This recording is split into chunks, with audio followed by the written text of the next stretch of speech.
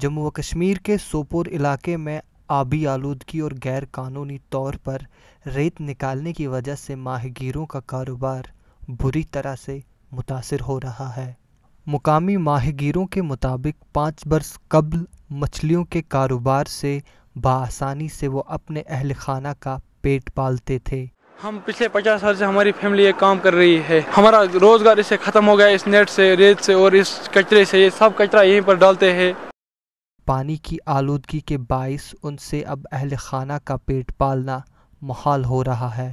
Pollution جو ہے وہ مین فیکٹر ہے اس میں، کہ جو یہ کلیم کر رہے ہیں کہ فش ڈکلائن ہے، ڈکلائن تو نہیں ہے، لیکن پولوشن سے کیا ہے کہ جو ہماری لوکل فشز ہے جیسے شائزوتھوریکس ہے، تو وہ تھوڑا یہ جو ہے پاپولیشن کم ہو سکتی۔